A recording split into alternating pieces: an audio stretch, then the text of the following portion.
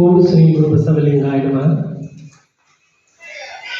167ನೇ ಶಿವಾನುಭವ ಗೋಷ್ಠಿಯ ದಿವ್ಯ ಸಾನ್ನಿಧ್ಯ ವಹಿಸಿರುವ ಪರಮ ಪೂಜ್ಯ ಬಸವಾನಂದ ಸ್ವಾಮೀಜಿಯವರ ಪಾದಾನಂದಗಳಲ್ಲಿ ಶರಣಾರ್ಥಿಗಳನ್ನು ಸಲ್ಲಿಸುತ್ತಾ, ಪರಮ ಪೂಜ್ಯ ಸಂಗಮೇಶ್ವರ ಸ್ವಾಮೀಜಿಯವರ ಪಾದಾನಂದಗಳಲ್ಲಿ, ಅದೇ ರೀತಿ ಚನ್ನಬಸವ ಶರಣರ ಪಾದಾನಂದಗಳಲ್ಲಿ ಶರಣಗಳನ್ನು ಸಲ್ಲಿಸುತ್ತಾ, ವೇದಿಕೆ ಮೇಲಿರುವ ಎಲ್ಲ ಪೂಜ್ಯರಿಗೂ ಹಾಗೂ ಸಂಗೀತಗಾರರಿಗೂ ಹಾಗೂ ತಮ್ಮೆಲ್ಲರಿಗೂ ಅನಂತ ಶರಣಾರ್ಥಿಗಳು.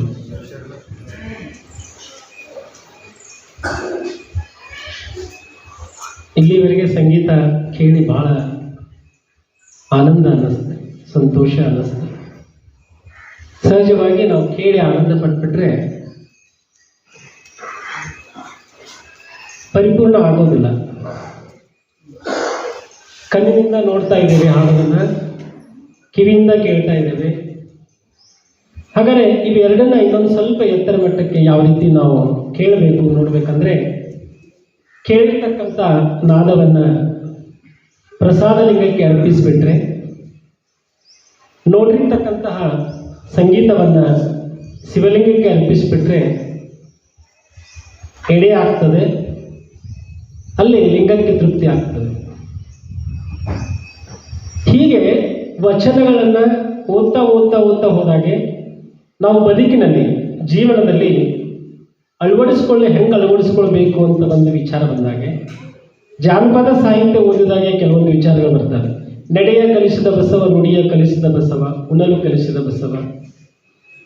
ತಂದೆ ತಾಯಿ ಕಲಿಸಿರ್ತಾರೆ, ಆದರೆ ಜಾನಪದರು ಯಾಕೆ ಹೇಳ್ತಾರೆ ಅಂತ ನಾವು ಸ್ವಲ್ಪ ಚಿಂತನೆ ಮಾಡಿದಾಗೆ, ವಚನಗಳನ್ನು ಓದ್ತಾ ಹೋದಾಗೆ, ಶರಣರ ಸಂಘದಲ್ಲಿ ಅನುಭವದಲ್ಲಿ ಭಾಗವಹಿಸೋದ್ರಿಂದ ನಾವು ಇನ್ನೂ ಒಂದು ಹೆಜ್ಜೆ ಮುಂದೆ ಹೋಗಲಿಕ್ಕೆ, ಮತ್ತೊಂದು ಹೆಜ್ಜೆ ಮುಂದೆ ಹೋಗಲಿಕ್ಕೆ ನಮಗೆ ಸರಳವಾದ ಮಾರ್ಗಗಳು ಸಿಗ್ತವೆ. ಇವತ್ತಿನ ವಚನ ಅಪ್ಪವರು ಹೇಳಿದರು, ತಾಳಮನ ತಾಳಮಾನ ಸರಿ ಸಮನರಿಯೇ.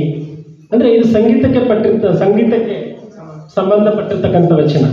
ಅಂದರೆ ಇವತ್ತಿನ ಶರಣರು ರಾಗದ ಸಂಕನ್ನನವರ ಸ್ವರ್ಣೋತ್ಸವ ಇದೆ. ಅಂದರೆ ರಾಗ ಗೊತ್ತಿಲ್ಲದೆ ಇರ್ಬೋದು, ಆದರೆ ಆ ಮನಸ್ಸಿನಿಂದ ನಾವು ಪರಮಾತ್ಮನ ನಾವು ಹಾಡಬೇಕು. ಹಾಡಿದಾಗ ನಾನು ಹಾಡ್ತೀನಿ ಅಂತಕ್ಕಂಥ ಆತ್ಮಸ್ಥೈರ್ಯವನ್ನು, ಆತ್ಮಬಲವನ್ನು ತುಂಬತಕ್ಕಂಥ ಒಂದು ವಚನ ಇಲ್ಲಿದೆ. ನಿನಗೆ ಕೇಳಿಲ್ಲವಾಗಿ ಅವನು ಒಲಿದಂತೆ ಹಾಡುವೆ ಅಂತ ಬಸವಣ್ಣನವರು ಒಂದು ಬರ್ತದೆ. ಹಾಗಾಗಿ ನಾವು ಸುಮ್ಮನೆ ಕರ್ಣಹಸಿಗೆಯನ್ನು ಓದ್ತಾ ಹೋದಾಗೆ ಇಲ್ಲಿ ಇದು ಬರ್ತದೆ. ಏನು ಬರ್ತದೆ ಅಂದರೆ ಪಂಚಕರ್ಣಗಳು ಅಂತ. ಅಲ್ಲಿ ಏನಾಗ್ತದೆ ಅಂದರೆ, ಪಂಚಕರ್ಣದಲ್ಲಿ ಚಿತ್ತ, ಬುದ್ಧಿ, ಅಹಂಕಾರ, ಮನಸ್ಸು, ಜ್ಞಾನ, ಇವು 5. ಇವು ಏನಾಗ್ತವೆ, ಆತ್ಮನೊಡನೆ ಪೃಥ್ವಿ, ಅದು 5. ಪೃಥ್ವಿ, ಆಮೇಲೆ ನೀರು, ಜಲ, ಅಗ್ನಿ, ವಾಯು, ಆಕಾಶ, ಇವು 5 ತತ್ವಗಳು ಎಲ್ಲರಿಗೂ ಗೊತ್ತಿದ್ದಾವೆ. ಇದಕ್ಕೆ ಆತ್ಮ ಸೇರಿದಾಗೆ, ಪೃಥ್ವಿಗೆ ಆತ್ಮ ಸೇರಿತು ಅಂತಂದರೆ ಜ್ಞಾನ ಬರ್ತದೆ. ಆಮೇಲೆ ನೀರು ಸೇರಿತಂದರೆ ಮನಸ್ಸು, ಅಗ್ನಿ ಸೇರಿದರೆ ಅಹಂಕಾರ, ಬುದ್ಧಿ ಸೇರಿದರೆ ಇಲ್ಲೇ ಅಗ್ನಿ ಸೇರಿದರೆ ಅಹಂಕಾರ ಆಗ್ತದೆ, ವಾಯು ಸೇರಿದರೆ ಇಲ್ಲಿ ಬುದ್ಧಿ ಆಗ್ತದೆ, ಆಕಾಶ ಸೇರಿದರೆ ಚಿತ್ತ ಆಗ್ತದೆ. ನಾವು ಇವನ್ನ ಪ್ಲಸ್ ಮೈನಸ್ ಮ್ಯಾಥಮೆಟಿಕ್ಸ್ ಪ್ರಕಾರ ಹಾಕೊಂಡಾಗೆ ಆತ್ಮ ಪ್ಲಸ್ ಪೃಥ್ವಿ ಕಟ್ಕೊಂಡಾಗೆ ಜ್ಞಾನ ಬರ್ತದೆ. ನಾವು ಮೈನಸ್ ಮಾಡೋಣ ಇಲ್ಲಿ, ಆತ್ಮ ಪ್ಲಸ್ ಪೃಥ್ವಿ ಚಿತ್ತ, ಆಕಾಶ. ಆತ್ಮ ಪೃಥ್ವಿ ಚಿತ್ತ. ಇಲ್ಲಿ ಜ್ಞಾನ ಅಂದಾಗೆ ಆತ್ಮ ಮತ್ತು ಆಕಾಶ ಬರ್ತದೆ. ಹಾಗಾಗಿ ಇಲ್ಲಿ ಏನಾಗ್ತದೆ ಅಂದರೆ, ಮೈನಸ್ ಮಾಡಿದಾಗ ಆತ್ಮ ಇಲ್ಲ ಅಂದರೆ, ನೋಡ್ರಿ, ಈ ಒಂದು ದೇಹಕ್ಕೆ ಆತ್ಮ ಇಲ್ಲ ಅಂದರೆ ಸತ್ತ ಏನಕ್ಕೆ ಈ 5 ಇರೋದೇ ಇಲ್ಲ.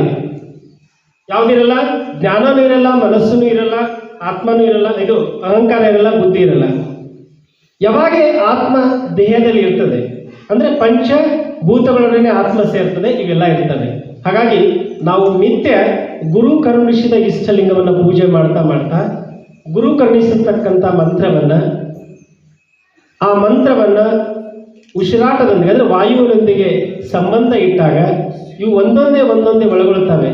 ಏನಾಗ್ತವೆ ಅಂತಂದರೆ, ಚಿತ್ತ ಬುದ್ಧಿಯನ್ನು ಸೇರ್ತದೆ, ಬುದ್ಧಿ ಅಹಂಕಾರದೊಳಗಿರ್ತದೆ, ಅಹಂಕಾರ ಮನಸ್ಸಿನಲ್ಲಾಗುತ್ತದೆ, ಮನಸ್ಸು ಜ್ಞಾನದೊಳಗಾಗುತ್ತದೆ. ಹೀಗೆ ನಾವು ಪರಮಾತ್ಮನಲ್ಲಿ ಒಂದನ್ನು ಯಾವಾಗ ಬೆರೆಸ್ತಾ ಹೋಗ್ತೀವಿ. ಹಾಗೆ ನಾವು ಪ್ರತಿಯೊಂದು ಕ್ಷಣನೂ ಇವತ್ತು ಶಿವಾನುಭವ ಮಂಟಪದಲ್ಲಿ ಬಂದಿದ್ದೀವಿ. ಇಲ್ಲಿ ಕೇಳ್ತಕ್ಕಂಥದ್ದಿರ್ಬೋದು, ಸೇವೆ ಮಾಡ್ತಕ್ಕಂಥದ್ದಿರ್ಬೋದು, ನಾವು ಭಾಗವಹಿಸಿರ್ತಕ್ಕಂಥದ್ದು ಇರ್ಬೋದು, ಪ್ರತಿಯೊಂದನ್ನು ನಾವು ಕರ್ಣ ಹಸಿಗೆ ಶರಣರು ಕೊಟ್ಟಿರ್ತಕ್ಕಂಥ ವಚನಗಳನ್ನು ಓದ್ತಾ ಹೋದಾಗೆ ಅದನ್ನು ನಾವು ಪ್ರತಿಯೊಂದು ಲಿಂಗಕ್ಕೆ ಅಂದರೆ ಆಚಾರಲಿಂಗ, ಗುರುಲಿಂಗ, ಶಿವಲಿಂಗ, ಜಂಗಮಲಿಂಗ, ಪ್ರಸಾದಲಿಂಗ, ಮಹಾಲಿಂಗ ಹೀಗೆ ಒಂದೊಂದು ಅರ್ಪಿಸ್ತಾ ಹೋದಾಗೆ ನಾವು ಅದರೊಡನೆ ಒಡಬೆರೆದು ಒಂದಾದಾಗೆ ನಮಗೆ ನಿಶ್ಚಿಂತವಾಗುತ್ತದೆ, ಆ ಪರಮಾತ್ಮನ ನೆಲೆ ಸಿಗ್ತದೆ. ಹಾಗಾಗಿ ಇದರ ಜೊತೆಗೆ ಮುಖ್ಯವಾಗಿರ್ತಕ್ಕಂಥದ್ದು ಏನಪ್ಪ ಅಂದರೆ ಪರಮಪೂಜ್ಯ ಅಪ್ಪಾಜಿಯವರು ಮತ್ತು ಮಾತಾಜಿಯವರು ಹೇಳ್ತಾ ಇದ್ದಾರೆ, ವಚನಗಳನ್ನು ಓದಬೇಕು, ವಚನಗಳನ್ನು ಬರಿಬೇಕು, ವಚನಗಳನ್ನು ಕಾಪಾಡಬೇಕು, ವಚನಗಳನ್ನು ಹಂಚಬೇಕು, ಮರುಮುದ್ರಣ ಮಾಡಬೇಕು. ಯಾಕೆ ಹೇಳ್ತಿದ್ರು ಅಂದರೆ 900 ವರ್ಷದೊಳಗೆ ವಚನಗಳನ್ನು ಸುಮಾರು ವರ್ಷ ರಕ್ಷಣೆ ಮಾಡಿದರು. ಕೆಲವಾರು ವರ್ಷ ಏನು ಮಾಡಿದ್ರು ಅಂದರೆ ಅವುಗಳನ್ನು ಕಲುಷಿತಗೊಳಿಸಿದರು. ನಂತರ ಬಂದಿರತಕ್ಕಂಥ ಪೌಗಳ್ಕಟ್ಟಿಯವರು ಬೇರೆ ಬೇರೆ ಶರಣರೆಲ್ಲರೂ ಅವನ್ನ ರಕ್ಷಣೆ ಮಾಡಿ ಮರುಮುದ್ರಣ ಮಾಡಿದ್ದಾರೆ. ಯಾವಾಗ ಕಲುಷಿತ ಆಗಿರ್ತಕ್ಕಂಥ ವಚನಗಳನ್ನು ಅವು ಶುದ್ಧೀಕರಣ ಮಾಡಿ ಸಾಧಕನಿಗೆ ಅನುಕೂಲವಾಗುವ ರೀತಿಯಲ್ಲಿ ಇವತ್ತು ನಾವು ತಿಳಿದಿರ್ತಕ್ಕಂಥವ್ರ ಜೊತೆಗೆ ಚಿಂತನೆಯನ್ನು ಮಾಡಿ ಅವನ್ನ ನಾವು ನಮ್ಮ ಜೀವನದಲ್ಲಿ ಅಳವಡಿಸಿಕೊಂಡ್ರೆ ಆ ದಾರಿ ಸುಗಮವಾಗ್ತದೆ ಅಂತಕ್ಕಂಥದ್ದು ಒಂದು ಭರವಸೆ. ನಾವು ಶಿವಾನುಭವ ಮಂಟಪ ಮನೆಯಲ್ಲಿ ಕೇಳಬಹುದು, ಆದರೆ ಅದರ ಅನುಭವನೇ ಬೇರೆ. ನಾವು ಎಲ್ಲ ಶರಣರು ಸೇರಿ ಚಿಂತನೆ ಮಂಥನ ಮಾಡಿ ಸೇರ್ತಕ್ಕಂಥ ಅನುಭವ ಚಿಂತನೆನೇ ಬೇರೆ. ಹಾಗಾಗಿ ಪರಮ ಪೂಜ್ಯ ಮಾತಾಜಿಯವರು ಒಂದು ಕಡೆ ಹೇಳ್ತಾರೆ, ಏನು ಹೇಳ್ತಾರೆ ಅಂದರೆ ಎಷ್ಟು ಆಗುತ್ತಷ್ಟು ಸಾಧ್ಯವಾದಷ್ಟು ನಾವು ವಚನಗಳನ್ನು ಒಂದನೇ ಸ್ಟೆಪ್ ಹೇಳ್ತಾರೆ ಅವರು, ಅಧ್ಯಯನ ಮಾಡಬೇಕು. ತಿಳಿದೇ ಇರಲಿ. ನಾವು ಬಸವಣ್ಣನವರ ವಚನವನ್ನು ಓದಬೇಕಾದ್ರೆ ಬಸವಣ್ಣನಲ್ಲಿ ಪ್ರಾರ್ಥನೆ ಮಾಡೋದು, ಅವರ ಸಂಕಲ್ಪವನ್ನು ಮಾಡೋದು, ನೀವೇ ನಮಗೆ ಅನುಗ್ರಹ ಮಾಡಿರಿ, ನೀವೇ ನಮಗೆ ಮಾರ್ಗದರ್ಶನ ಮಾಡಿರಿ, ನೀವೇ ನಮಗೆ ತಿಳುವಳಿಕೆಯನ್ನು ಕೊಡ್ರಿ, ವಚನದ ಅರ್ಥವನ್ನು ಹೇಳ್ರಿ ಅಂತೇಳಿ ಆ ಶರಣರ ವಚನಗಳನ್ನು ಓದಬೇಕಾದ್ರೆ ಸಂಕಲ್ಪ ಮಾಡಿ ನಾವು ಓದ್ತಾ ಹೋದಾಗೆ ನಮಗೆ ಅದರಲ್ಲಿ ಅರ್ಥಗಳು ತಿಳಿತಾ ಬರ್ತವೆ. ನಾವು ಸುಮಾರು 95ನೇ ಇಸ್ವಿಯಿಂದ 93ನೇ ಇಸ್ವಿಯಿಂದ ವಚನಗಳನ್ನು ಓದ್ತಾ ಹೋದೆ. ಅವಾಗ ಪಗಾರ ಕಡಿಮೆ, ವಚನ ಸಂಪುಟ ತಗೊಳ್ಳೋಕೆ ರೊಕ್ಕ ಇರಲಿಲ್ಲ. ಬಾಜು ಮನೆಯವರು ನೀವು ವಚನ ಓದ್ತೀರಿ ತಗೊಳ್ರಿ ಅಂತೇಳಿ ತಂದು ಕೊಟ್ಬಿಟ್ಟು ಅವ್ರಿಗೆ ಯಾರೋ ಗಿಫ್ಟ್ ಕೊಟ್ಟಿದ್ರಂತೆ PWD ಆಫೀಸರ್. ನಂಗೆ ಖುಷಿ ಆಗ್ಬಿಡುತ್ತೆ. ಸುಮ್ಮನೆ ಓದ್ತಾ ಹೋದೆ. ಕೆಲವೊಂದು ತಿಳಿತಿದ್ದು, ಕೆಲವೊಂದು ತಿಳಿತಾ ಇರಲಿಲ್ಲ. ಹೆಂಗೆ ತಿಳಿತಾವ ಅಂದರೆ ನಮ್ಮ ಜ್ಞಾನ ಮಟ್ಟಕ್ಕೆ ಅಷ್ಟೇ ತಿಳಿತಾವೆ, ಆದರೆ ಶರಣರ ವಿಚಾರ ಶರಣರ ಮಟ್ಟಕ್ಕೆ ತಿಳಿಯೋದಿಲ್ಲ.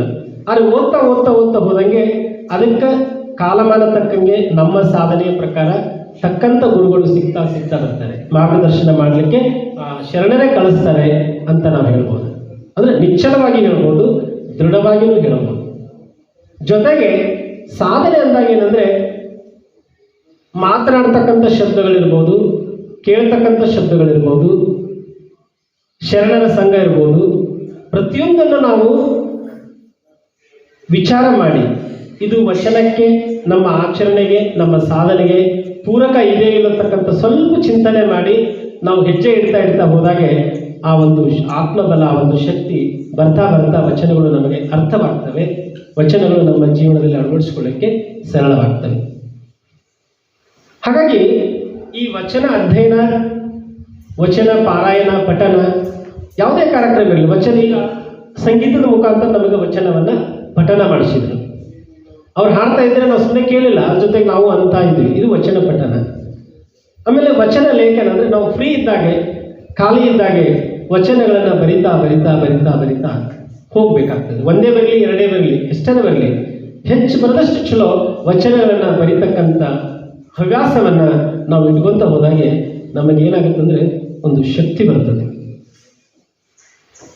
ಹಾಗಾಗಿ ಆ ಬರದ ಮೇಲೆ ಚಿಂತನೆ ಮಾಡಲಿಕ್ಕೆ ಅನುಕೂಲ ಆಗ್ತದೆ, ಅನುಷ್ಠಾನ ಮಾಡಲಿಕ್ಕೆ ಅನುಕೂಲ ಆಗ್ತದೆ, ಆಮೇಲೆ ಪ್ರಚಾರ ಮಾಡಲಿಕ್ಕೆ ಅನುಕೂಲ ಆಗ್ತದೆ.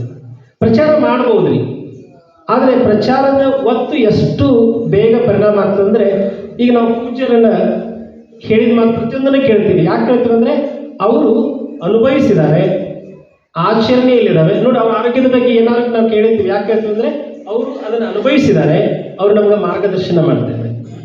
ಬಸವ ತತ್ವದ ಬಗ್ಗೆ ಅವರು ಅನುಭವಿಸಿದ್ದಾರೆ, ಅವರ ಜೀವನದಲ್ಲಿ ನಡೆದಿದ್ದಾರೆ. ನಾವು ಅವ್ರ ಮಾತನ್ನ ಕೇಳ್ತೀವಿ. ಮೊನ್ನೆ ನಮ್ಮ ಮನೆಗೆ ಇವರು ಬಂದಿದ್ರು, ಯಾರಂದ್ರೆ ಬಸವರಾಜ್ ವೆಂಕಟಾಪುರಪ್ಪರು. ಅವತ್ತು ಒಂದಿನ ಮುಂಚೆ ನಾವು ಸೊಳ್ಳೆ ಬ್ಯಾಟ್ ತಂದಿದ್ವಿ ಮನೆಗೆ. ಸೊಳ್ಳೆ ಭಾಳ ಬಿಟ್ಟಿದ್ವಿ ವಿದ್ಯಾನಗರಕ್ಕೆ. ಒಂದೆರಡು ದಿನ ಹೊಡೆದ್ವಿ ಸೊಳ್ಳೆ ಬಟ್ಟೆ. ಅಪ್ಪ ಬಂದ ತಕ್ಷಣ ಏನಪ್ಪ ಇದೆ ಅಂದ್ರೆ, ಹಿಂಗ್ರಿ ಬ್ಯಾಟ್ ತಂದಿವಿ ಸೊಳ್ಳೆ ಹೊಡೆಯಾಗ್ತದೆ. ಅಲ್ರಪ್ಪ ನೀವೆಲ್ಲ ಶರಣರು, ಹಂಗೆಲ್ಲ ಇನ್ನೊಂದು ಜೀವ ತೆಗಿಬಾರ್ದು ಅಂತಂದ್ರು. ಅವತ್ತಿಂದ ನಾನು ಉಪಯೋಗ ಮಾಡೋದು ಬಿಟ್ಬಿಟ್ಟೆ. ಯಾಕಂದ್ರೆ ಯಾರು ಆಚರಣೆ ಮಾಡಿರ್ತಾರೆ ಅವ್ರ ಮಾತಿನಲ್ಲಿ ಬೆಲೆ ಇರ್ತದೆ. ಅದು ನಾವು ಇನ್ನೊಬ್ಬರಿಗೆ ಹೇಳಿದ್ರು ಅದು ನಾಡ್ತದೆ, ಅದು ಆಚರಣೆಯಲ್ಲಿ ಬರ್ತದೆ. ಹಾಗಾಗಿ ನಾವು ಜನಸಾಮಾನ್ಯರ ಜೊತೆಗೆ ಬೆರೆತಾಗೆ, ಶರಣರ ಜೊತೆ ಬೆರೆತಾಗೆ, ಈ ಪೂಜ್ಯರ ಜೊತೆಗೆ ಬೆರೆತಾಗೆ ಏನಾಗ್ತದೆ ಅಂದರೆ ಅವರು ನಮ್ಮನ್ನು ತಪ್ಪಿದಲ್ಲಿ ನಮ್ಮನ್ನು ಮುಂದೆ ಹೆಜ್ಜೆ ಇಡಲಿಕ್ಕೆ ಅನುಕೂಲ ಮಾಡಿಕೊಡ್ತಾರೆ. ಹಾಗಾಗಿ ಇವತ್ತಿನ ಒಂದು ಹೊಸ ಶಬ್ದ ಏನಪ್ಪ ಅಂದರೆ ಕಾಯಕ ಯೋಗಿ ಕೇಳಿದ್ವಿ, ಕ್ರಾಂತಿ ಯೋಗಿ ಕೇಳಿದ್ವಿ. ಅಪ್ಪೋರು ಇದರಲ್ಲಿ ರಾಗ ಯೋಗಿ ಅಂತ ಬರೆದಿದ್ದಾರೆ. ಅಂದ್ರೆ ಈ ಹಾಡೋದನ್ನೇ ಒಂದು ಯೋಗವನ್ನು ಮಾಡಿರ್ತಕ್ಕಂಥ, ಅದನ್ನೇ ಯೋಗ ಸಿದ್ಧಿಯನ್ನು ಮಾಡಿ. ನೋಡ್ರಿ, ಭಾರತ ದೇಶದಲ್ಲಿ ಯೋಗ ಅಂದ ತಕ್ಷಣ ಕಾಲು ಮಡಿಸೋದು ಕೈ ಮಡಿಸೋದು ಅಂತ ತಿಳ್ಕೊಂಡಿರ್ತೀವಿ. ಆದರೆ ರಾಗನೂ ಸಹಿತ ಒಂದು ಯೋಗ. ಅಂತ ಯೋಗವನ್ನು ಬಲ್ಲಿರ್ತಕ್ಕಂಥ ಶರಣರಾದ ಸಂಕಣ್ಣನವರ ಸ್ಮರಣಸ್ಥಲಿದೆ.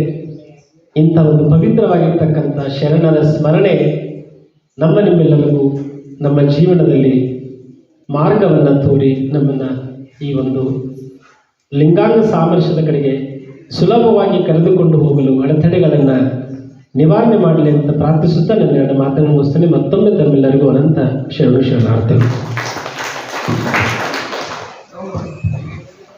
ಶರಣರಾದಂಥ ಶ್ರೀಮಾನ್ ಶ್ರೀ ಸೇರು ತುಂಗಳದ ಉಪನ್ಯಾಸಕರು ಬಹಳ ಚೆನ್ನಾಗಿ ವಚನಗಳ ಸಾಹಿತ್ಯ ಕುರಿತು ಪ್ರಸ್ತಾಪ ಮಾಡಿದರು. ಅವರಿಗೆ ಪೂಜ್ಯರಿಂದ ಗೌರವ ಸಮರ್ಪಣೆ ಹಾಗೂ ಆಶೀರ್ವಾದ. ಓಂ ಶ್ರೀ ಗುರು ಬಸವಲಿಂಗಾಯ ನಮಃ. ಓಂ ಶ್ರೀ ಗುರು ಬಸವಲಿಂಗಾಯ ನಮಃ.